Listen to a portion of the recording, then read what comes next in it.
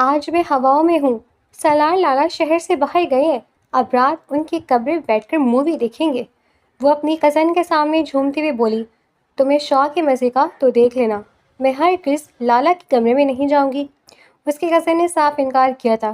وہ اپنی کزن کو منا چکی تھی کیونکہ ان کی ایسی آزادی سالار کی غیر موجودگی میں ملتی تھی۔ وہ دونوں رات 2 بجے سالار کے کمرے میں اس کے لیپ ٹاپ پر فلم دیکھ رہی تھیں۔ نیند آنے پر اس کی کزن خاموشی سے اٹھ کر چلی گئی اور وہ وہیں سو چکی تھی، اس بات سے بے خبر کہ میٹنگ کینسل ہونے کی وجہ سے وہ گھر لوٹ چکا تھا۔ اس نے جو نہیں کمرے کا دروازہ کھولا تو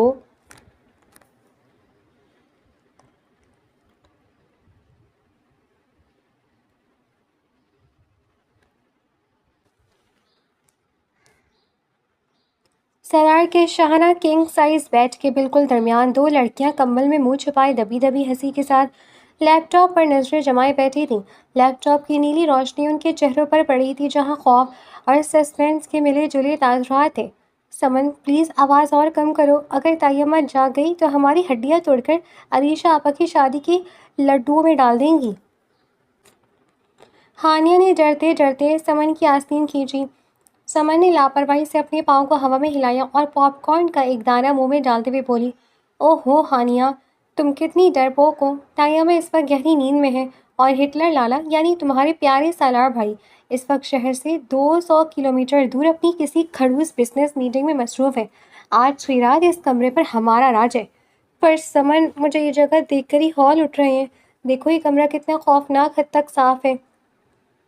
مجھے لگتا ہے سالار بھائی دور بیٹھ کر بھی ہمیں دیکھ رہے ہیں۔ ہانیہ نے کمرے کے کونے کو ایسے دیکھا جیسے وہاں خفیہ کیمرے لگے ہوں۔ ڈرپوک انسان، فلم کے کلائمیکس پر دھیان دو، ہیروئن بس اب پکڑنے جانے والی ہے۔ سمن نے لیپ ٹاپ کی اسکرین کی اور قریب ہوتے ہوئے کہا۔ گھڑی نے 2:30 بجا دیے۔ فلم آہستہ آہستہ اپنے اختتام کی طرف بڑھی تھی اور اس کے ساتھ ہی ہانیہ کی ہمت بھی جواب دے رہی تھی۔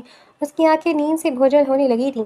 سمن، اب مجھ سے مزید نہیں بیٹھا جا رہا، میں اپنے کمرے میں جا رہی ہوں، تم بھی چلو، ہانیہ نے جمائی لیتے ہوئے کہا اور کمبل سے باہر نکلنے لگی۔ سمن نے اصرار کیا، ارے یار بس 10 منٹ کی فلم رہ گئی ہے، یہ دیکھ کر جاؤ نا۔ نہیں بابا، اگر میں یہاں سو گئی اور صبح کسی نے دیکھ لیا تو میری شادی عائشہ آپا سے پہلے کر دی جائے گی۔ تم بھی بند کرو اور چلو۔ ہانیہ نے اپنے دوپٹے کو درست کیا اور دبے پاؤں کمرے سے نکل گئی۔ بزدل کہیں گی، سمن بڑبڑائی، میں تو پوری دے کر ہی اٹھوں گی۔ لیکن اکیلے بیٹھنے کا نقصان یہ ہوا کہ فلم کی سست رفتار اور بیڈ کی نرمی نے سمن پر بھی جادو کرنا شروع کر دیا۔ پاپ کارن کا باؤل ایک طرف ہو گیا اور سمن کا سر آہستہ آہستہ سالار کے مخصوص پرفیوم کی خوشبو سے مہکتے ہوئے تکیے پر ٹک گیا۔ لیپ ٹاپ اس کے سینے پر کھلا رہا جہاں اب فلم ختم ہو چکی تھی اور صرف ایک ہلکی سی اسکرین روشن تھی۔ سمن گہری اور بے فکری کی نیند سو چکی تھی، اس بات سے بالکل بے خبر کہ قسمت اس کے ساتھ کیا مزاح کرنے والی ہے۔ ٹھیک 3 بجے گھر کے صدر دروازے کا تالا انتہائی خاموشی سے کھلا۔ سیاہ رنگ کے 3 پیس سوٹ میں ملبوس، ہاتھ میں بریف کیس تھامے، سالار جاوید گھر کے اندر داخل ہوا۔ اس کے چہرے پر شدید تھکن تھی لیکن آنکھوں میں وہی روایتی چمک اور سنجیدگی قائم تھی۔ موسم کی خرابی اور فلائٹ کینسل ہونے کی وجہ سے اسے اپنی اہم ترین میٹنگ ملتوی کر کے اچانک واپس لوٹنا پڑا تھا۔ سارا راستہ وہ اسی سوچ میں تھا کہ گھر جا کر چند گھنٹے پرسکون نیند لے گا کیونکہ اس کا کمرہ ہی اس کی پناہ گاہ تھا۔ وہ دھیمے قدموں سے سیڑھیاں چڑھ کر اپنے کمرے کے سامنے پہنچا، ہینڈل گھمایا اور دروازہ کھول کر اندر داخل ہو گیا۔ جیسے ہی اس نے کمرے کی لائٹ آن کرنے کے لیے سوئچ بورڈ کی طرف ہاتھ بڑھایا، اسے بیڈ پر ایک عجیب سا سایہ نظر آیا۔ سالار کے ہاتھ وہیں رک گئے۔ اس نے لائٹ آن کرنے کے بجائے اپنے فون کی فلیش لائٹ جلائی اور بیڈ کی طرف قدم بڑھائے۔ جو منظر اس کے سامنے تھا اس نے سالار جاوید کو چند سیکنڈز کے لیے مٹی کا بت بنا دیا۔ اس کے لیے بے حد صاف ستھرے بیڈ پر جس کی چادر پر ایک شگن بھی وہ برداشت نہیں کرتا تھا۔ سمن لال رنگ کی کڑھائی والے سوٹ میں چادر کو آدھا اوڑھے بالکل ملکہ کی طرح پھیل کر سو رہی تھی۔ اس کے سینے پر سالار کا قیمتی لیپ ٹاپ اوندھا پڑا تھا اور بیڈ کی دوسری سائڈ پر پاپ کارن کے کچھ دانے گرے ہوئے تھے۔ سالار کی بھویں تن گئی، غصے کی ایک تیز لہر اس کے اندر دوڑ گئی۔ یہ لڑکی کبھی نہیں سدھر سکتی، اس نے دانت پیس کر سوچا۔ وہ بیڈ کے بالکل قریب آیا۔ اس کا ارادہ تھا کہ وہ سمن کو ابھی اور اسی وقت جھنجھوڑ کر اٹھائے گا اور اس گستاخی پر پورے گھر کے سامنے اس کی کلاس لے گا۔ وہ جھکا اور انتہائی سختی سے سمن کے سینے پر رکھا لیپ ٹاپ اپنے ہاتھ میں لیا۔ جیسے ہی لیپ ٹاپ ہٹا، سمن کو ہوا کا جھونکا لگا۔ وہ نیند میں تھوڑی سی ہچکچائی، اس کی لمبی پلکیں لرزیں اور اس نے اپنے چہرے پر پڑنے والی روشنی سے بچنے کے لیے اپنا ہاتھ فضا میں لہرایا۔ سالار نے لیپ ٹاپ سائڈ ٹیبل پر پٹخا اور دھیمی آواز میں بولا، سمن اٹھو، یہ کیا بدتمیزی ہے؟ سمن نے موندی ہوئی آنکھوں سے سامنے دیکھا۔ فون کی فلیش لائٹ کے حالے میں اسے سالار کا لمبا قد اور غصے سے بھرا چہرہ ایک سائے کی طرح نظر آیا۔ وہ اتنی گہری نیند میں تھی کہ اس کا شعور کام نہیں کر رہا تھا۔ اس نے سمجھا کہ وہ ہمیشہ کی طرح کوئی برا خواب دیکھ رہی ہے جہاں سالار اسے ڈانٹ رہا ہے۔ اس نے ایک گہرا سانس لیا، اپنے دونوں ہاتھ تکیے کے نیچے دبائے اور انتہائی معصومیت سے منہ بنا کر بڑبڑائی، اوف خواب میں بھی یہ سالار لالا کا غصہ اور ان کا ہٹلر جیسا چہرہ میرا پیچھا نہیں چھوڑتا۔ بندہ خواب تو سکون کا دیکھ لے۔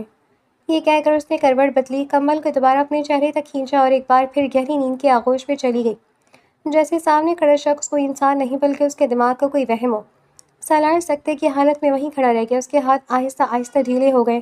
خواب، ہٹلر جیسا چہرہ، اس نے دہرایا۔ اس کے سخت چہرے کے تاثرات یکسر بدل گئے، غصے کی جگہ ایک بے ساختہ مسکراہٹ نے لے لی جسے وہ خود بھی روکنے میں ناکام رہا۔ وہ لڑکی جو جاگتے میں اس کے سامنے آتے ہی سہم جاتی تھی، نیند میں اسے ہٹلر کہہ رہی تھی۔ سالار نے ایک گہرا سانس لیا اور نفی میں سر ہلا دیا۔ اس لڑکی کی معصومیت اور بے باکی کا کوئی علاج نہیں تھا۔ اس نے جھک کر بیڈ پر گرے پاپ کارن کے دانوں کو ایک ٹشو پیپر سے صاف کیا، پھر سائڈ ٹیبل سے اپنا فون اٹھایا اور سمن کے چہرے پر پہلی معصومیت کو ایک لمحے کے لیے دیکھا۔ چاند کی روشنی پردے کے جھونکے سے اندر آ کر اس کے چہرے کو چھو رہی تھی۔ سالار کے دل میں ایک عجیب سی نرمی کا احساس جاگا، جیسے وہ خود بھی سمجھنے سے قاصر تھا۔ اگر آج تمہیں اٹھا دیا تو صبح تک تمہاری جان نکلتی رہے گی، اس نے دل میں سوچا۔ سالار نے اپنا کوٹ اتارا، اسے صوفے کی پشت پر لٹکایا اور اپنی ٹائی ڈھیلی کی۔ اس نے بیڈ پر سونے کا ارادہ ترک کر دیا۔ وہ کمرے کے کونے میں رکھے آرام دہ صوفے کی طرف بڑھا، وہاں بیٹھا اور ایک کمبل اپنے اوپر ڈال دیا۔ سونے سے پہلے اس نے ایک آخری نظر بیڈ پر سوئی ہوئی سمن پر ڈالی۔ شیر کی کچھار میں آ تو گئی ہو سمن، لیکن صبح جب آنکھ کھلے گی تو اس ہٹلر کا سامنا کیسے کرو گی؟ اس نے متبسم نظروں سے سوچا اور اپنی آنکھیں بند کر لیں۔ شادی والے گھر کی صبح ہمیشہ ہی ایک خوبصورت افراتفری سے بھرپور ہوتی ہے۔ پورے لاؤنج میں عریشہ کی شادی کے گیتوں کی ہلکی سی گونج تھی، کہیں کپڑوں کی استری کی آوازیں تھیں تو کہیں ڈھولک کے تھاپ کی پریکٹس چل رہی تھی۔ لیکن سب سے زیادہ گہما گہمی ڈائننگ ٹیبل پر تھی، جہاں خاندان کے تمام چھوٹے بڑے ناشتے کے لیے جمع ہو رہے تھے۔ گرم پراٹھوں، انڈوں اور کڑک چائے کی خوشبو نے پورے ہال کو اپنی لپیٹ میں لے رکھا تھا۔ اس رونق کے درمیان سمن کی حالت ایسی تھی جیسے کوئی مجرم پھانسی کے پھندے کی طرف بڑھ رہا ہو۔ وہ سیڑھیوں سے ایسے اتر رہی تھی جیسے موت کی راہ پر قدم رکھ رہی ہو۔ اس کی آنکھیں رات کی ادھوری نیند اور آنے والے طوفان کے خوف سے لال ہو رہی تھیں۔ رات جب صبح کے 6 بجے اس کی آنکھ کھلی تھی اور اس نے خود کو سالار کے بیڈ پر اور سالار کو سامنے صوفے پر سوتے دیکھا تو اس کے پاؤں تلے سے زمین نکل گئی تھی۔ وہ اس وقت تو بلی کی طرح دبے پاؤں بھاگ نکلی تھی، لیکن اب نیچے آنا اس کے لیے کسی امتحان سے کم نہیں تھا۔ ڈائننگ ٹیبل پر دانیال پہلے ہی ایک ہاتھ میں پراٹھا اور دوسرے میں موبائل پکڑے ناشتے پر ٹوٹ پڑا تھا۔ سمن نے ماحول کا جائزہ لیا۔ سالار ابھی تک ٹیبل پر نہیں آیا تھا۔ اس نے سکھا سانس لی اور تیزی سے لپک کر دانیال کے بالکل ساتھ والی کرسی پر بیٹھ گئی اور خود کو دانیال کے چوڑے کندھوں کے پیچھے چھپانے کی کوشش کرنے لگی۔ ہانیہ اس کے بالکل سامنے بیٹھی چائے کا کپ ہونٹوں سے لگائے ہوئے تھی، لیکن سمن کو دیکھتے ہی اس کا گھونٹ حلق میں ہی پھنس گیا۔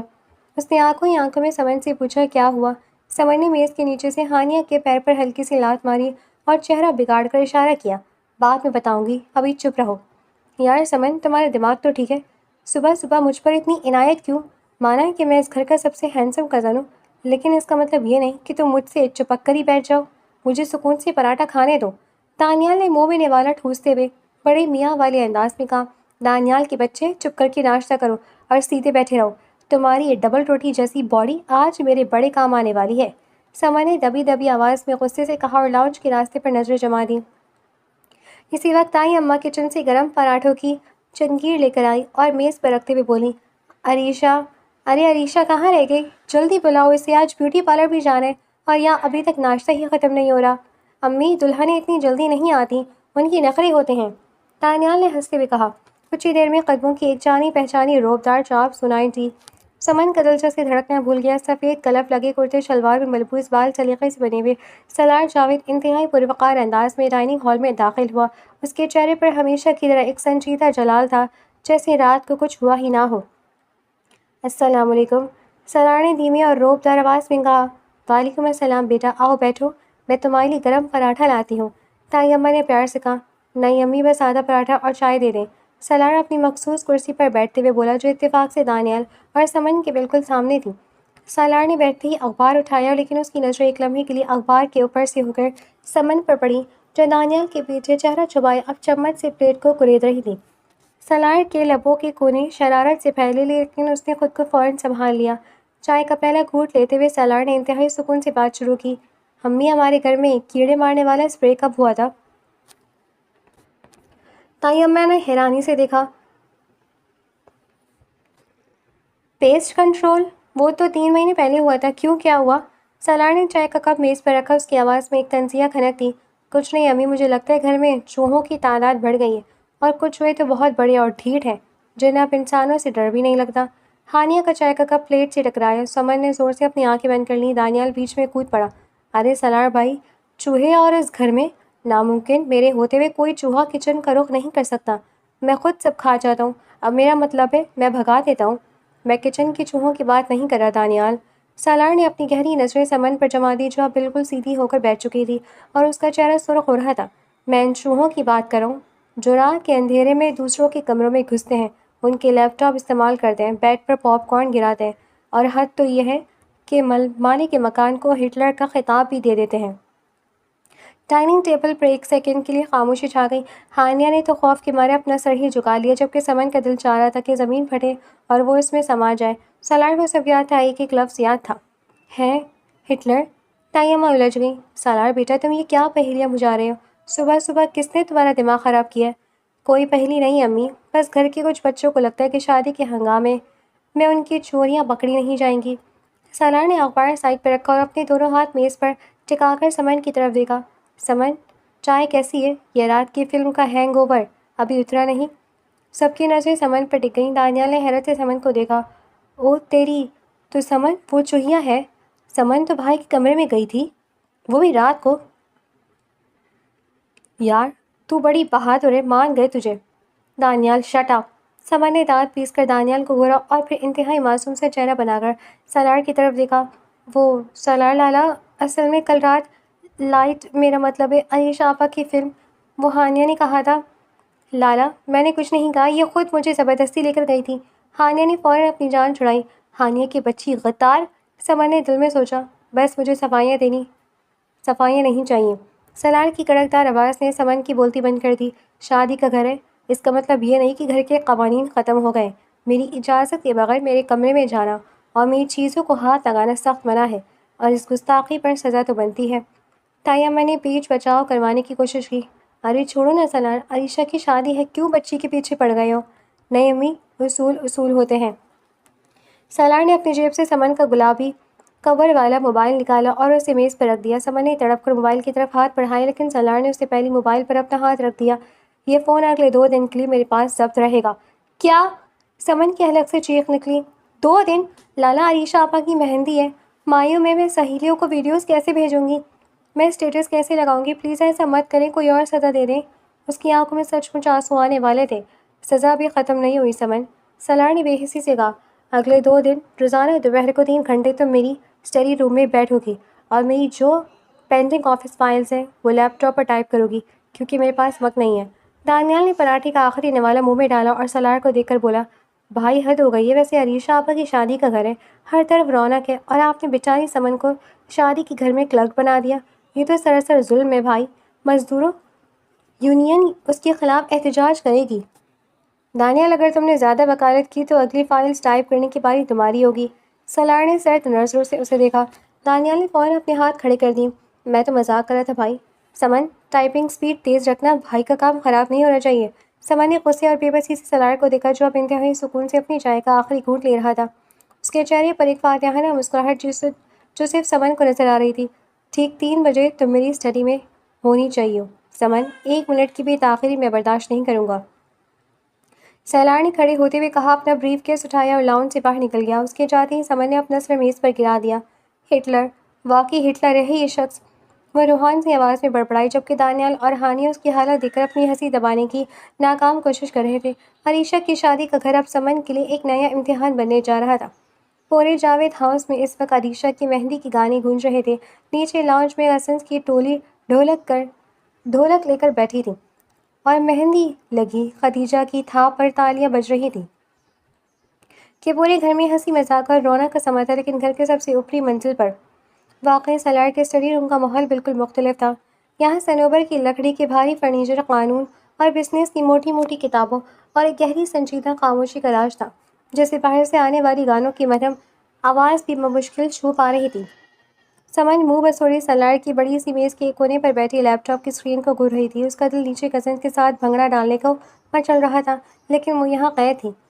کٹ کٹ کٹاک، اس نے جان بوجھ کر بورڈ کے بٹنوں پر اپنی نازک انگلی اتنے زور سے ماری جیسے وہ بٹن نہیں بلکہ سالار کا سر ہو۔ میز کی دوسری طرف اپنی بڑی سی گھومنے والی کرسی پر بیٹھا سالار جاوید سکون سے ایک فائل کا مطالعہ کر رہا تھا۔ اس کے ہاتھ میں ایک مہنگا فاؤنٹین پین تھا اور وہ سمن کو اس کی حرکت سے بالکل بے نیاز لگ رہا تھا۔ کٹک کٹک کھٹ، سمن نے ایک بار پھر اسپیس بار کو ایسے دبایا جیسے اس پر کوئی غصہ نکال رہی ہو۔ سالار نے فائل سے نظریں ہٹائے بغیر انتہائی دھیمی اور سنجیدہ آواز میں کہا، سمن، اگر میرے لیپ ٹاپ کا کوئی بھی بٹن اپنی جگہ سے ہلا تو اس کا جرمانہ تمہارے اگلے 3 ماہ کے پاکٹ منی سے کاٹ جائے گا۔ سمن کے ہاتھ ہوا میں ہی رکے۔ اس نے غصے سے سالار کو گھورا، جو اب فائل بند کر کے اپنی دونوں ہاتھ میز پر ٹکا چکا تھا اور گہری نظروں سے اسی کو دیکھ رہا تھا۔ لالا، میں کوئی ٹائپسٹ نہیں ہوں اور نہ ہی مجھے ان انگریزی کی لمبی لمبی بزنس ٹرمز کی سمجھ آ رہی ہے۔ Market اینالائسس، revenue projections, if, Areesh آپا کی شادی ہو رہی ہے اور عذاب مجھ پر آیا ہوا ہے۔ سمن نے لیپ ٹاپ کی اسکرین کو آگے دھکیلتے ہوئے احتجاج کیا، قوانین کی خلاف ورزی کرنے سے پہلے سوچنا چاہیے تھا مس سمن۔ شیر کی کچھار میں آنے کا شوق تھا نا، تو اب یہ سزا بھی بھگتنی پڑے گی۔ سالار کے لبوں پر ایک ہلکی سی طنزیہ مسکراہٹ ابھری۔ میں نے کوئی چوری تو نہیں کی تھی نا، بس ایک مووی ہی تو دیکھ رہی تھی، سمن نے بڑبڑایا۔ اور ویسے بھی نیچے سب کزنز کتنا مزہ کر رہے ہیں، ڈھولک بج رہے ہیں، اور آپ نے مجھے یہاں قید کر کے رکھا ہے۔ آپ سچ مچ بہت ظالم ہیں۔ میں ظالم ہوں؟ سالار نے آبرو جھکائی۔ وہ اپنی کرسی سے اٹھا اور آہستہ آہستہ چلتا ہوا سمن کے سائڈ پر آ کر میز کے کنارے سے ٹیک لگا کر کھڑا ہو گیا۔ اس کا لمبا اور پروقار قد سمن کے سامنے ایک دیوار کی طرح، جس سے سمن کا دل ایک لمحے کے لیے تیزی سے دھڑکا۔ اگر میں ظالم ہوتا سمن، تو صبح تائی اماں کو یہ بھی بتا دیتا کہ رات کو جب میں کمرے میں آیا تو کسی نے مجھے ہٹلر کہا تھا اور میرے تکیے پر پاپ کارن گرائے تھے۔ سمن کا چہرہ ایک دم سرخ ہو گیا۔ اس نے جلدی سے نظر جھکا لی اور جھوٹ موٹ کی بورڈ پر انگلیاں چلانے لگی۔ وہ تو میں خواب دیکھ رہی تھی۔ خواب پر کسی کا بس تھوڑی ہوتا ہے۔ اچھا، اور اس خواب میں سچ مچ ہٹلر جیسا لگتا ہوں؟ سالار جھکا اور اس کا چہرہ سمن کے چہرے کے کافی قریب آ گیا۔ اس کی مخصوص پرفیوم کی مردانہ خوشبو سمن کے حواس پر چھانے لگی۔ سمن نے گھبرا کر اپنے بال کان کے پیچھے عرصے اور دھڑکتے دل کے ساتھ بولی، اب کام کرنے دے ورنہ دیر ہو جائے گی۔ سالار اس کی گھبراہٹ دیکھ کر اندر ہی اندر بے حد محسوس ہوا۔ وہ سیدھا کھڑا ہو گیا اور بولا، پیراگراف نمبر 4 دوبارہ چیک کرو، اس میں تم نے اسپیلنگ کی غلطیاں کی ہیں۔ سمن نے غصے سے پیر زمین پر مارا اور جیسے ہی وہ اگلا لفظ ٹائپ کرنے لگی، کمرے کا اے سی بند ہو گیا۔ لیپ ٹاپ کی اسکرین اچانک سیاہ ہو گئی اور کمرے میں گھپ اندھیرا چھا گیا، کیونکہ پورے علاقے کی لائٹ چلی گئی تھی۔ اسٹڈی روم میں ایک دم گہرا سکون چھا گیا۔ سمن چند سیکنڈز کے لیے سکتے میں رہی، پھر اس نے سائڈ پر لگے پاور بٹن کو بار بار دبایا، لیکن لیپ ٹاپ نہیں کھلا۔ نہیں پلیز ایسا مت کہنا، سمن کی آواز کانپنے لگی۔ لالا، یہ لیپ ٹاپ بند ہو گیا۔ ہاں، لگتا ہے اس کی بیٹری بالکل ختم تھی اور لائٹ چلی گئی، سالار نے آرام سے کہا۔ لیکن وہ فائل جو میں پچھلے 2 گھنٹے سے ٹائپ کری تھی۔ سمن نے خوفزدہ ہو کر سالار کی طرف دیکھا۔ اگر لیپ ٹاپ اچانک بند ہو جائے اور فائل سیو نہ کی تو سارا ڈیٹا اڑ جاتا ہے، سالار نے جان بوجھ کر انتہائی سنجیدہ چہرہ بنا کر کہا۔ یہ سننا تھا کہ سمن کا ضبط جواب دے گیا۔ پچھلے 2 گھنٹے کی محنت، نیچے نہ جانے کا دکھ اور اب یہ نقصان۔ اس کی بڑی بڑی آنکھوں میں آنسو ترنے لگے۔ وہ وہیں کرسی پر پاؤں سمیٹ کر بیٹھ گئی اور اپنا چہرہ دونوں ہاتھوں میں چھپا کر روحان سی آواز میں بولی، میں نے اتنی مشکل سے وہ ساری انگریزی لکھی تھی، میری انگلیاں درد کر رہی ہیں، اب مجھے دوبارہ لکھنا پڑے گا۔ آپ بہت برے ہیں سالار لالا، آپ نے جان بوجھ کر مجھے یہ سزا دی۔ میں اب کچھ نہیں لکھوں گی، چاہے آپ میرا موبائل زندگی بھر کے لیے رکھ لیں۔ اس کے گالوں پر آنسو بہنے لگے۔ سمن کو اس طرح سچ مچ روتا دیکھ کر سالار کا دل یکدم پگھل گیا۔ اس کا سارا روب اور طنز ہوا ہو گیا۔ اسے اندازہ نہیں تھا کہ سمن اس بات کو دل پر لے لے گی۔ وہ تیزی سے اس کے قریب ہوا اور اس کے سامنے گھٹنوں کے بل بیٹھ گیا۔ اس نے نرمی سے سمن کے ہاتھ اس کے چہرے سے ہٹائے۔ سمن کی لال گلابی آنکھیں آنسوؤں سے نم تھیں اور وہ معصوم بچوں کی طرح ناک سکیڑے اسے گھور رہی تھی۔ سمن، ارے تم تو سچ مچ رو پڑی۔ سالار کی آواز میں اب بے پناہ نرمی اور مٹھاس تھی، جو سمن نے پہلے کبھی نہیں سنی تھی۔ ادھر دیکھو میری طرف۔ سمن نے منہ دوسری طرف کر لیا۔ سالار نے ہلکے سے مسکرا کر سمن کا چہرہ اپنی انگلیوں کے پوروں سے سیدھا کیا اور بولا، پاگل لڑکی، میں مذاق کر رہا تھا۔ وہ مائکروسافٹ ورڈ کی آٹو سیو فائل تھی، اس میں ہر ایک سیکنڈ کا کام خود بخود محفوظ ہو جاتا ہے۔ جیسے ہی لائٹ آئے گی یا لیپ ٹاپ چارج ہوگا تمہارا سارا کام وہیں سے ملے گا، کچھ بھی ضائع نہیں ہوا۔ سمن نے روتے ہوئے اپنی ہچکی روکی اور حیرت سے پوچھا، سچ؟ جھوٹ تو نہیں بول رہے؟ میں کبھی جھوٹ نہیں بولتا۔ سالار نے اس کے گال پر ایک آنسو اپنی انگلی سے صاف کرتے ہوئے کہا۔ اس کا لمس اتنا نرم اور رومانوی تھا کہ سمن کی دھڑکنیں جیسے ایک لمحے کے لیے تھم گئی۔ دونوں کی نظریں ملیں اور اس تاریک گرم کمرے میں وقت جیسے رک گیا۔ سمن کو پہلی بار احساس ہوا کہ سالار کے اس سخت رویے کے پیچھے ایک بے حد پرواہ کرنے والا اور خوبصورت دل چھپا ہوا ہے۔ سالار نے خود کو سنبھالا اور میز پر رکھا پانی کا گلاس اٹھا کر سمن کی طرف بڑھایا۔ لو، پہلے پانی پیو، رونے سے ویسے ہی تمہارا قد اور چھوٹا ہو جائے گا۔ سمن نے پانی کا گلاس لیا اور ایک گھونٹ بھر کر تیکھی نظروں سے اسے دیکھا۔ آپ اپنی عادت سے باز نہیں آ سکتے نا؟ تعریف کرنا تو جیسے آپ کی ڈکشنری میں ہے ہی نہیں۔ تعریف ان کی جاتی ہے جو کام اچھا کرتے ہیں، بچوں کی طرح روتے نہیں ہیں۔ سالار نے ہنستے ہوئے اپنی کرسی کی طرف قدم بڑھائے۔ اسی وقت پردے کے پیچھے سے دھوپ کی ایک کرن سمن کے چہرے پر پڑی اور اس نے دیکھا کہ سالار اسے کتنی محبت اور گہرائی سے دیکھ رہا ہے۔ اس میٹھی تکرار نے ان کے درمیان کی جھیل میں محبت کا پہلا پتھر پھینک دیا تھا، جس کی لہریں اب دونوں کے دلوں میں اٹھ رہی تھیں۔ سورج آہستہ آہستہ ڈھل رہا تھا اور اس کی نارنجی روشنی پورے گھر میں ایک جادوئی اثر ڈال رہی تھی۔ عریشہ کی مہندی آج رات تھی، اس لیے پورے صحن کو ایک پیلے اور ہرے تھیم کے تحت سجایا گیا تھا۔ گیندے کے پھولوں کی لڑیاں دیواروں سے لٹک رہی تھیں، جن کی دل فریب خوشبو ہوا میں رچی بسی ہوئی تھی۔ لاؤنج سے لے کر صحن تک ہر طرف کزنز اور کاریگر بھاگ دوڑ کر رہے تھے۔ لاؤنج کے اسپیکر پر لٹھی دی چادر کا گانا اونچی آواز میں چل رہا تھا، جس کی تھاپ پر چھوٹے بچے صحن میں ناچ رہے تھے۔ اس ہنگامے کے ایک کونے میں سمن ایک اونچے لکڑی کے اسٹول پر کھڑی، سر پر دوپٹہ لپیٹے، بجلی کی لمبی سی فیری لائٹس کی لڑی ہاتھ میں لیے کھڑی تھی۔ لائٹس کا پورا گچھا بری طرح الجھا ہوا تھا، جیسے سمن کی اپنی زندگی سالار کی سزا کے بعد الجھ گئی ہو۔ اسٹول کے بالکل نیچے دانیال کھڑا تھا، لیکن اس کی نظریں لائٹس پر کم اور کچن کی طرف سے آنے والی خوشبو پر زیادہ تھیں۔ دانیال یار، نیچے کھڑے ہو کر تماشا مت دیکھو، یہ نیچے والا کونا پکڑو اور اسے سیدھا کرو۔ یہ لائٹس اتنی الجھی ہوئی کیوں ہیں؟ سمن نے جھنجھلا کر اوپر سے آواز دی۔ سمن یار، تم تو ایسے حکم چلا رہی ہو جیسے عریشہ آپا کی نہیں تمہاری اپنی شادی کی تیاریاں ہو رہی ہو، دانیال نے پیٹ پر ہاتھ پھیرتے ہوئے کہا۔ اور ویسے بھی مجھے کچن سے تازہ تلے ہوئے سموسوں اور رول کی خوشبو آ رہی ہے، تائی اماں نے مہمانوں کے لیے منگوائے ہیں۔ میرا سسٹم اس وقت لو بیٹری سگنل دے رہا ہے، میں ذرا ایک چکر لگا کر آتا ہوں۔ دانیال، تم کہیں نہیں جاؤ گے، اگر میں اس اسٹول سے گری تو تائی اماں کو بتا دوں گی کہ فریج سے مایوں کا سارا حلوہ تم نے چرایا تھا۔ سمن نے آنکھیں دکھا کر دھمکایا۔ او ہو، بلیک میلر کہیں کی! اچھا بابا، یہ لو، میں نے کونا پکڑ لیا۔ دانیال نے بادل نخواستہ لائٹس کی تار پکڑ لی، لیکن اسی لمحے کچن سے تائی امی کی آواز گونجی۔ دانیال، ارے دانیال بیٹا، ذرا بازار سے مہندی کے 3 اور تھال تو لا دو، کاریگر کہہ رہا ہے کہ کم پڑ گئے ہیں۔ دانیال کے چہرے پر جیسے باہر آ گئی، اس نے فوراً تار چھوڑی۔ جی امی، میں ابھی بھاگا اور ابھی لے کر آیا۔ دانیال، مجھے اکیلا چھوڑ کر مت جاؤ دانیال! سمن چلاتی رہ گئی، لیکن دانیال سموسوں اور بازار کے بہانے وہاں سے ایسے غائب ہوا جیسے گدھے کے سر سے سینگ۔ بدتمیز پیٹو انسان، ہمیشہ دھوکہ دے جاتا ہے۔ سمن نے غصے سے پیر پٹکا، جس سے اسٹول ہلکا سا لرز گیا۔ اب وہ اکیلی تھی اور لائٹس کی تار اس کے ہاتھوں اور گلے میں پوری طرح لپٹ چکی تھی۔ اس نے تار کو سلجھانے کے لیے ایک زوردار جھٹکا دیا، لیکن اس کا توازن بگڑ گیا۔ تار دیوار کی کیل میں اٹک گئی اور سمن کا دایاں پاؤں اسٹول کے کنارے سے پھسل گیا۔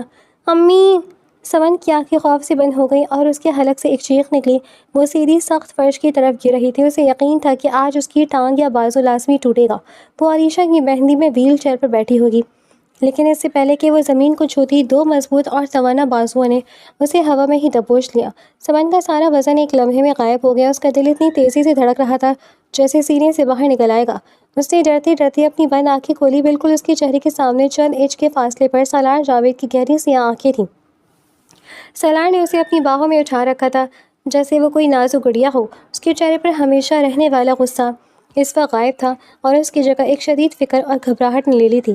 اس کے کرتے کی آستینیں اوپر چڑھی ہوئی تھیں اور اس کی سانسیں تیز چل رہی تھیں، جیسے وہ دور سے بھاگتا ہوا آیا ہو۔ صحن کا شور، لاؤنج کا گانا اور پھولوں کی خوشبو، سب کچھ جیسے بیک گراؤنڈ میں دھندلا ہو گیا۔ اس وقت کائنات کے اس دائرے میں صرف 2 وہی وجود تھے۔ سمن نے بے ساختہ اپنے دونوں ہاتھ سالار کے مضبوط کندھوں پر ٹکا دیے۔ سالار کی نظریں سمن کے گلابی چہرے، اس کی خوفزدہ آنکھوں اور اس کے ہونٹوں پر جم گئی جو ابھی تک کانپ رہے تھے۔ کچھ سیکنڈز تک دونوں کے درمیان ایک گہری سحر انگیز خاموشی چھائی رہی۔ سالار نے سمن کو اس طرح تھام رکھا تھا جیسے وہ اسے کبھی نیچے نہیں اتارنا چاہتا ہو۔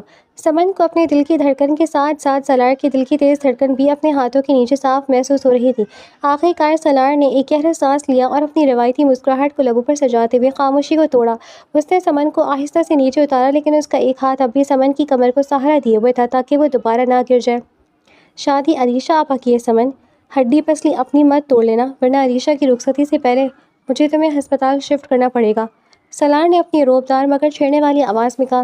سمن نے زمین پر پاؤں ٹیکتے ہی اپنے کپڑے درست کیے۔ اس کا چہرہ شرم اور گھبراہٹ سے لال بھبوکا ہو رہا تھا۔ وہ سالار کی آنکھوں میں دیکھنے کی ہمت نہیں کر پا رہی تھی۔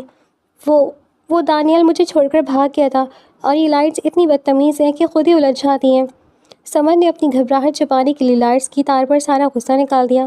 لائٹس بدتمیز ہے یا انہیں لگانے والی لاپرواہ ہے؟ سالار نے آبرو جھکا کر پوچھا۔ وہ اسٹول کے قریب آیا اور سمن کے ہاتھ سے الجھی ہوئی تار کا گچھا لے لیا۔ ایک تو تمہیں اپنی ہائٹ کے حساب سے کام کرنے کی چاہیے نا، جو کام تمہاری پہنچ سے باہر ہو اس میں پنگا کیوں لیتی ہو؟ لالا، آپ روز روز میرے قد کا مذاق اڑانا بند کریں، سمن نے منہ پھلا کر کہا۔ میرا قد بالکل پرفیکٹ ہے، یہ اسٹول ہی چھوٹا ہے۔ اچھا، سالار نے ایک ہلکی سی ہنسی کے ساتھ کہا جو سمن کے دل کو بہت بھلی لگی۔ اس نے سمن کی طرف دیکھا اور بولا، نیچے کھڑی رہو اور یہ تار کا سرا پکڑو، میں لگاتا ہوں۔ سالار خود اسٹول پر چڑھے بغیر اپنے لمبے قد کی بدولت آسانی سے دیوار کے اوپری حصے تک پہنچ گیا۔ اس کے ہاتھ مہارت سے لائٹس کو سلجھا رہے تھے۔ سمن نیچے کھڑی تیکھی نظروں سے اسے دیکھ رہی تھی، لیکن اس کے دل میں ایک عجیب سی ہلچل مچی ہوئی تھی۔ وہ سالار کے چوڑے کندھوں، اس کے کام کرنے کے انداز اور اس کی شخصیت کے سحر میں جکڑی جا رہی تھی۔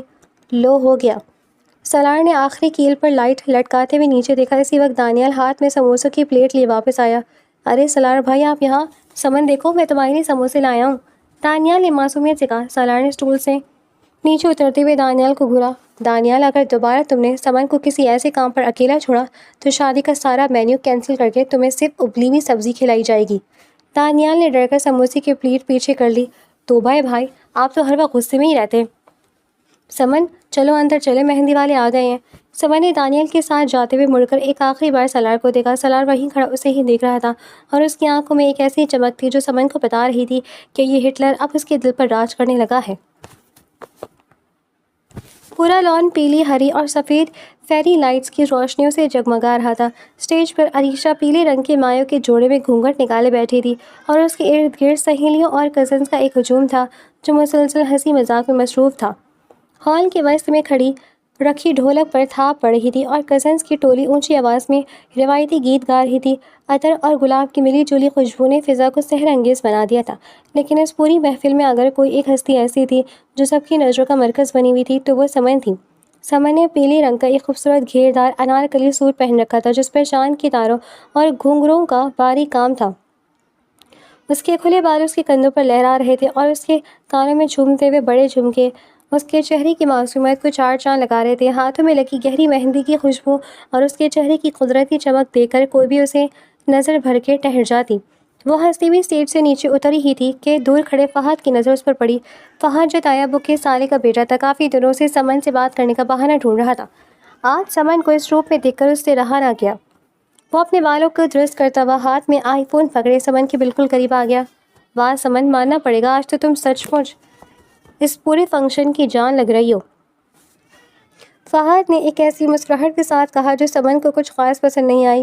شکریہ فہد، سمن نے مروت سے جواب دیا اور وہاں سے ہٹنے کی کوشش کی، لیکن فہد نے اس کا راستہ روک لیا۔ ارے رکو تو، اتنی جلدی کیا ہے؟ عریشہ آپا کی مہندی ہے اور ہماری ایک بھی تصویر ساتھ نہیں ہے، چلو ایک سیلفی تو بنتی ہے۔ فہد نے اپنا فون آگے بڑھایا اور سمن کے کچھ زیادہ ہی قریب ہوتے ہوئے کیمرے کا اینگل سیٹ کرنے لگا۔ تھوڑا سا پاس آؤ نا سمن، فریم میں لائٹنگ اچھی نہیں آ رہی۔ سمن نے ناگواری سے ایک قدم پیچھے کیا، لیکن فہد پھر آگے بڑھ گیا۔ اسی دوران لان کے دوسرے کونے میں جہاں خاندان کے بڑے مرد بیٹھے تھے، سالار جاوید موجود تھا۔ وہ سیاہ رنگ کی کرتے شلوار میں ملبوس اپنے روایتی روبدار انداز میں کھڑا کزن سے بات کر رہا تھا، لیکن اس کی گہری نظریں ہال کے دروازے پر جمی ہوئی تھیں جہاں پر سمن کھڑی تھی۔ جب سالار نے فہد کو سمن کے اتنے قریب کھڑے دیکھا اور فہد کا سمن کے کندھوں کے پاس ہاتھ لے جا کر سیلفی لینے کا انداز دیکھا تو سالار کے اندر جیسے ایک دھماکہ ہوا۔ اس کے چہرے کا رنگ سیکنڈوں میں بدل گیا، اس کی آنکھوں میں غصہ اور جلن کے انگارے دہک اٹھے۔ سالار بھائی، آپ سن رہے ہیں نا، تایا ابو کہہ رہے ہیں کہ کزن بولتا رہا لیکن سالار اس کی بات ادھوری چھوڑ کر تیز اور غضبناک قدموں کے ساتھ سمن کی طرف بڑھ گیا۔ اس کی چال میں اس وقت ایک عجیب سی تیزی تھی۔ فہد جیسے ہی سمن کے ساتھ تصویر کلک کرنے والا تھا، ایک بڑا مضبوط ہاتھ اس کے فون کے کیمرے کے سامنے آ گیا اور اس کی اسکرین پر اندھیرا چھا گیا۔ تصویریں کھینچنے کا بہت شوق ہے فہد؟ سالار کی گرجدار آواز فضا میں گونجی۔ فہد نے ہڑبڑا کر اوپر دیکھا۔ سامنے سالار کھڑا تھا جس کا چہرہ غصے سے تپ رہا تھا اور اس کی نظریں فہد کو کچا چبا رہی جانے والی نظروں سے دیکھ رہی تھیں۔ وہ سالار بھائی، میں تو بس سمن کے ساتھ ایک فیملی سیلفی لے رہا تھا۔ فہد نے گھبرا کر اپنے قدم پیچھے کیے۔ Family selfie? تم دور کے مہمان ہو فہد، اور مہمانوں کو اپنی حد میں رہنا اچھا لگتا ہے، سالار نے انتہائی سرد اور وارننگ دینے والے انداز میں کہا۔ پھر اس نے سائڈ سے گزرتے ہوئے دانیال کو، جس کے ہاتھ میں کباب کی پلیٹ تھی، اسے بازو سے پکڑا اور فہد کے سامنے لا کھڑا کیا۔ فہد کو سیلفی کا بہت شوق ہے، تم اس کے ساتھ کھڑے ہو کر پوز بناؤ اور جب تک یہ 20 تصویریں نہ لے لے اسے یہاں سے جانے مت دینا۔ ارے واہ بھائی فہد، چلو کباب کے ساتھ سیلفی لیتے ہیں۔ دانیال نے فوراً فہد کا گلا دبا کر اسے اپنے پاس کھینچ لیا۔ فہد کا چہرہ دیکھنے والا تھا لیکن وہ سالار کے سامنے کچھ بولنے کی ہمت نہیں رکھتا تھا۔ اس سے پہلے کہ سمن کچھ سمجھ پاتی، سالار نے انتہائی مضبوطی سے سمن کی کلائی کو اپنے ہاتھ کی گرفت میں لیا۔ اس کا لفظ گرم اور سخت تھا۔ لالا یہ کیا کر رہے ہیں آپ؟ چھوڑیے مجھے، سب دیکھ رہے ہیں۔ سمن نے دبی آواز میں احتجاج کیا اور اپنا ہاتھ چھڑانے کی کوشش کی لیکن سالار کی گرفت مضبوط تھی۔ وہ اسے کھینچتا ہوا لان کے شور اور ہجوم سے دور کچن کے پیچھے بنے پرسکون کوریڈور کی طرف لے آیا جہاں اس وقت کوئی موجود نہیں تھا اور لائٹس بھی مدھم تھیں۔ وہاں پہنچتے ہی سالار نے سمن کا ہاتھ چھوڑا اور گھوم کر اس کے سامنے کھڑا ہو گیا۔ تمہارا دماغ خراب ہو گیا سمن، سالار نے دانت پیس کر شدید غصے سے بھری آواز میں کہا۔ میرا دماغ خراب ہوا ہے یا آپ کا؟ سمن نے اپنی سرخ کلائی کو سہلاتے ہوئے غصے سے اوپر دیکھا۔ آپ سب کے سامنے میرا ہاتھ پکڑ کر یہاں لے آئے، تائی اماں دیکھ لیتی تو کیا سوچتی؟ اور فہد بیچارہ تو بس ایک تصویر۔ فہد بیچارہ نہیں ہے۔ سالار نے دیوار پر ہاتھ مار کر سمن کا راستہ روکا اور اس کے بالکل قریب جھک گیا۔ اس کی آنکھوں کی تپش سمن کو اپنے چہرے پر محسوس ہو رہی تھی۔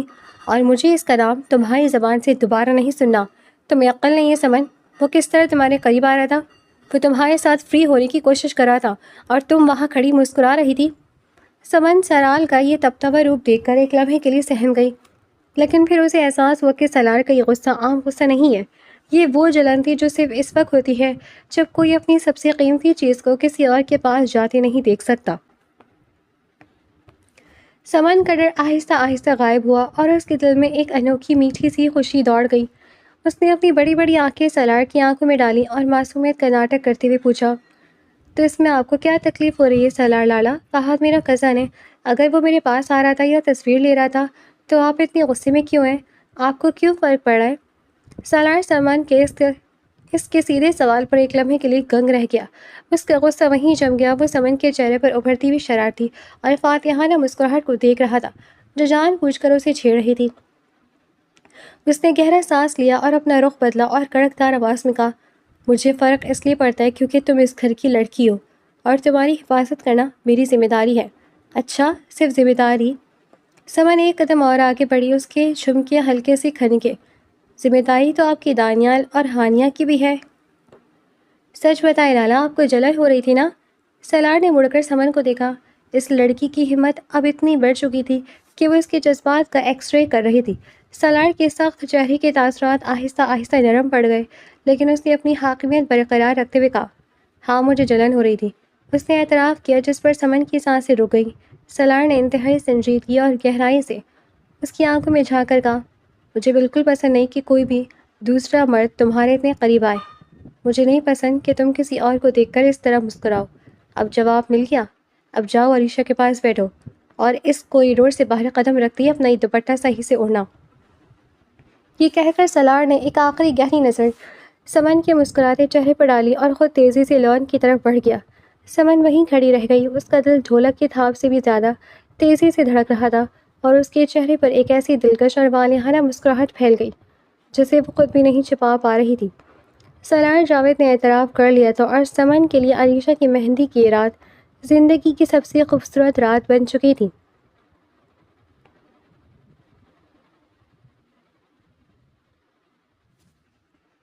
نیچے لان اور ہال میں مہندی کا ہنگامہ اب پوری طرح ختم ہو چکا تھا۔ مہمان اپنے اپنے کمرے میں جا کر سو چکے تھے اور پورے گھر پر ایک گہرا پرسکون طاری تھا، جیسے کوئی تھکا ہارا مسافر طویل سفر کے بعد گہری نیند سو گیا ہو۔ نیچے لگی رنگ برنگی لائٹس اب بھی دھیمی دھیمی جل بجھ رہی تھیں، لیکن اوپر چھت کا ماحول بالکل مختلف تھا۔ آسمان پر چودھویں کا چاند اپنی پوری آبتاب کے ساتھ چمک رہا تھا اور اس کی دودھیا چاندنی روشنی نے پوری چھت کو ایک سحر انگیز چادر میں لپیٹ رکھا تھا۔ ٹھنڈی پرسکون رات کی ہوا سمن کے چہرے کو چھو کر گزر رہی تھی، جس سے اس کے ریشمی بال فضا میں لہرا رہے تھے۔ سمن چھت کی منڈیر سے ٹیک لگائے دونوں ہاتھ تھوڑے کے نیچے رکھے آسمان پر چمکتے چاند کو دیکھ رہی تھی۔ اس نے ابھی تک مہندی کا وہ پیلا جوڑا نہیں اتارا تھا، بس اپنے بھاری جھمکے اتار کر سائڈ پر رکھ دیے تھے۔ اس وقت اس کے ذہن میں صرف ایک ہی چہرہ گھوم رہا تھا، سالار کا چہرہ۔ کوریڈور میں سالار کی وہ تبدیلی آ گئی، اس کا فہد پر غصہ ہونا، اس کا سمن کی کلائی کو اتنے حق سے تھامنا، اور اسے سب سے بڑھ کر اس کا وہ جملہ، ہاں مجھے جلن ہو رہی تھی، مجھے نہیں پسند کہ تم کسی اور کو دیکھ کر اس طرح مسکراؤ۔ سمن کے لبوں پر ایک دلکش مسکراہٹ اور شرمیلی سی مسکراہٹ ابھری۔ اس نے اپنے ہاتھ کی کلائی کو دیکھا جہاں ابھی سالار کے لمس کی گرمائش محسوس ہو رہی تھی۔ کتنے عجیب ہے نا آپ سالار لالا، وہ خود سے بڑبڑائی، ہر وقت غصہ، ہر وقت رو، اور دل میں اتنی محبت چھپا رکھی ہے۔ اگر دل کی باتیں یوں سریعام دہرائی جائیں تو ان کا بھرم ٹوٹ جاتا ہے مس سمن۔ ایک شانہ سا گہری اور پرکشش آواز اس کے بالکل پیچھے سے گونجی۔ سمن نے ہڑبڑا کر مڑ کر دیکھا، سفید چاندنی کے ہالے میں سیاہ کرتے میں ملبوس سالار جاوید چلا آ رہا تھا۔ اس کے کرتے کے اوپر کے دو بٹن کھلے تھے اور آستینیں کوہنیوں تک چڑھی ہوئی تھیں۔ اس کے ایک ہاتھ میں دو مگ تھے جن سے تیز گرم کافی کی مسحور کن خوشبو اور دھواں اٹھ رہا تھا، اور دوسرے ہاتھ میں کوئی چمکتی ہوئی چیز تھی۔ سمن کا دل ایک بار پھر اسی پرانی تیز رفتاری سے دھڑکنے لگا۔ آپ اس وقت جاگ رہے ہیں؟ اس نے اپنی گھبراہٹ چھپانے کے لیے اپنے دوپٹے کو درست کرتے ہوئے پوچھا۔ جب گھر کی چوہیا چھت پر آ کر چاند سے باتیں کر رہی ہو تو مالک کے مکان کو جاگنا ہی پڑتا ہے، سالار نے اپنی روایتی چھیڑنے والے انداز میں کہا، لیکن اس بار اس کی آواز میں وہ پرانی سختی بالکل نہیں تھی، بلکہ ایک عجیب سی مٹھاس اور اپنائیت تھی۔ وہ سمن کے بالکل قریب آیا اور کافی کا ایک مگ اس کی طرف بڑھایا۔ سمن نے خاموشی سے مگ پکڑ لیا۔ گرم مگ کی تپش نے اس کے ٹھنڈے پڑتے ہاتھوں کو ایک سکون بخش احساس دیا۔ تھینک یو، سمن نے دھیمے سے کہا۔ سالار منڈیر سے ٹیک لگا کر سمن کے بالکل ساتھ کھڑا ہو گیا اور کافی کا گھونٹ لیتے ہوئے چاند کو دیکھنے لگا۔ یہ لو تمہاری امانت۔ سالار نے کافی کا مگ ہاتھ میں پکڑتے ہوئے اپنا دوسرا ہاتھ سمن کے سامنے کیا۔ سمن نے دیکھا سالار کی ہتھیلی پر اس کا وہی گلابی کور والا موبائل فون رکھا تھا جو پچھلے 2 دن سے سالار کی قید میں تھا۔ میرا فون! سمن کی آنکھیں خوشی سے چمک اٹھی۔ اس نے فوراً مگ سائڈ پر رکھا اور سالار کے ہاتھ سے فون اٹھا لیا۔ شکر ہے آپ کو رحم آ ہی گیا، مجھے تو لگا تھا آپ علیشہ آپا کی رخصتی کے بعد ہی اسے آزاد کریں گے۔ میں نے تمہاری ٹائپنگ کا کام چیک کیا تھا، غلطیاں کم تھیں، اس لیے سزا وقت سے پہلے ختم کر دی۔ سالار نے کنکھیوں سے اسے دیکھتے ہوئے کہا۔ سمن نے جیسے ہی فون کو سیدھا کیا تاکہ اس کی اسکرین آن کرے، اس کی نظر فون کے پچھلے حصے پر پڑی۔ گلابی کور کے بالکل بیچوں بیچ ایک چمکدار پیلے رنگ کا اسٹیکی نوٹ لگا ہوا تھا۔ اس نوٹ پر کچھ لکھا ہوا تھا۔ سمن نے چاند کی روشنی میں اس نوٹ کو قریب کیا اور پڑھنے لگی۔ میرے کمرے میں بغیر اجازت آنا سخت منع ہے، سوائے اس کے جس کے پاس میرے دل کی چابیاں ہوں، اور وہ چابیاں میں نے بہت پہلے ایک شرارتی لاپرواہ لڑکی کو سونپ دی تھی جسے لوگ سمن کہتے ہیں۔ یہ 2 جملے پڑھنا تھا کہ سمن کے ہاتھ وہیں جم گئے، اس کی سانسیں اس کے سینے میں ہی اٹک گئیں۔ اس نے چونک کر اپنے سامنے کھڑے سالار کی طرف دیکھا۔ اس کا دل اتنی زور سے دھڑک رہا تھا جیسے ابھی پسلیوں کو توڑ کر باہر نکل آئے گا۔ چاند کی روشنی میں اس کا پورا چہرہ حیا اور خوشی کے ملے جلے جذبات سے گلابی ہو چکا تھا۔ سالار نے اپنی کافی کا مگ منڈیر پر رکھا اور آہستہ سے گھوم کر بالکل سمن کے سامنے آ گیا۔ لالا یہ کیا ہے؟ سمن کی آواز بمشکل اس کے حلق سے نکلی۔ اس کی آواز میں ایک لرزش تھی۔ پہلی بات تو یہ سمن، سالار نے ایک قدم اور آگے بڑھایا یہاں تک کہ ان کے درمیان کا فاصلہ بالکل ختم ہو گیا۔ اس نے جھک کر سمن کی جادوئی آنکھوں میں جھانکا۔ مجھے اب تمہاری زبان سے یہ لالا کا لفظ اپنے لیے بالکل نہیں سننا۔ میں تمہارا بھائی نہیں ہوں اور نہ ہی کبھی خود کو اس رشتے میں دیکھ پایا ہوں۔ سمن نے شرم کی مارے اپنی پلکیں جھکا لیں۔ سالار کا روپ اس کے لیے بالکل نیا اور بے حد رومانوی تھا۔ سالار نے نرمی سے سمن کے ہاتھ سے فون لیا اور اسے سائڈ پر رکھ دیا۔ میں جانتا ہوں سمن، میں بہت سخت مزاج ہوں اور اصولوں کا پکا ہوں، اور شاید دنیا کا سب سے بورنگ انسان ہوں، سالار نے انتہائی دھیمی آواز میں اعتراف کیا۔ میری زندگی کا ایک ایک منٹ حساب کتاب اور بزنس کی فائلوں میں گزرتا تھا، لیکن جب سے تم اس گھر میں آئی ہو، جب سے تمہاری اس شرارت نے میرے کمرے کا سکون برباد کیا، مجھے اندازہ ہوا کہ تمہاری اس بدتمیزی اور لاپرواہی کے بغیر میری زندگی کتنی اندھیری اور بے رونق تھی۔ سمن نے آہستہ سے اپنی آنکھیں اٹھائیں اور سالار کی آنکھوں میں دیکھا، جہاں اس وقت صرف اور صرف سمن کے لیے محبت کا سمندر ٹھہرا ہوا تھا۔ رات جب تم میرے کمرے میں سو رہی تھی اور تم نے نیند میں مجھے ہٹلر کہا تھا، سالار نے ایک ہلکی سی ہنسی کے ساتھ کہا جس سے سمن کا دل باغ باغ ہو گیا۔ اس وقت مجھے غصہ نہیں آیا تھا سمن، اس وقت مجھے پہلی بار احساس ہوا تھا کہ میں اس شیر کی کچھار کا راجا ضرور ہوں، لیکن اس راجے کا دل اس سوئی ہوئی چوہیا کے پاس گروی رکھوا چکا تھا۔ میں برداشت نہیں کر سکتا سمن کہ کوئی اور تمہیں اس نظر سے دیکھے یا تمہارے اتنے قریب آئے۔ سالار نے سمن کے ہاتھوں پر اپنی گرفت کو تھوڑا اور مضبوط کیا اور اپنے دل کی بات زبان پر لے آیا۔ میں تم سے محبت کرتا ہوں سمن، ایک ایسی محبت جس کا کوئی حساب کتاب نہیں، جس کا کوئی بزنس رول نہیں ہے۔ میں چاہتا ہوں کہ تم زندگی بھر میرے کمرے میں میری لیپ ٹاپ پر میری اجازت کے بغیر فلمیں دیکھو۔ میں چاہتا ہوں کہ تم زندگی بھر مجھے اپنی شرارتوں سے تنگ کرو۔ کیا تم اس ہٹلر کے دل کی ملکہ بننا پسند کرو گی؟ سمن کی آنکھوں میں خوشی کے پچھلے تمام ریکارڈ ٹوٹ گئے۔ اس کے گالوں پر ایک موتی جیسا آنسو ابھرا۔ اس نے سالار کے مضبوط ہاتھوں کو دیکھا اور پھر مسکراتے ہوئے اپنے دونوں ہاتھ سالار کے کندھوں پر رکھ دیے۔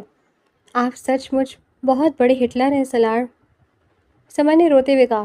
پہلے سزا سناتے ہیں، پھر کام کرواتے ہیں، اور پھر قتل کا مذاق اڑاتے ہیں، اور آخر میں اتنے رومانوی انداز میں دل بھی چرا لیتے ہیں۔ آپ کو کیا لگتا ہے میں کسی اور کو اپنے دل کی چابیاں دے سکتی تھی؟ یہ چابیاں تو اسی دن آپ کے پاس چلی گئی تھی جب آپ نے مجھے اس اسٹول سے گرنے سے بچایا تھا۔ سالار کے چہرے پر ایک فاتحانہ اور بے حد دلکش مسکراہٹ پھیل گئی۔ اس نے سمن کے چہرے پر جھکتے ہوئے اس کے ماتھے پر اپنے لب رکھ دیے اور ایک طویل، پاکیزہ اور محبت بھرا لمس ثبت کر دیا۔ عریشہ کی شادی کے گھر میں جہاں ہر طرف رونق تھی، وہاں چھت کے اس پرسکون کونے میں سالار اور سمن کی محبت کا ایک نیا اور خوبصورت ترین دور شروع ہو چکا تھا۔ وہ دونوں اب چاندنی کی روشنی میں ایک دوسرے کا ہاتھ تھامے آنے والی زندگی کے خوبصورت خواب بن رہے تھے۔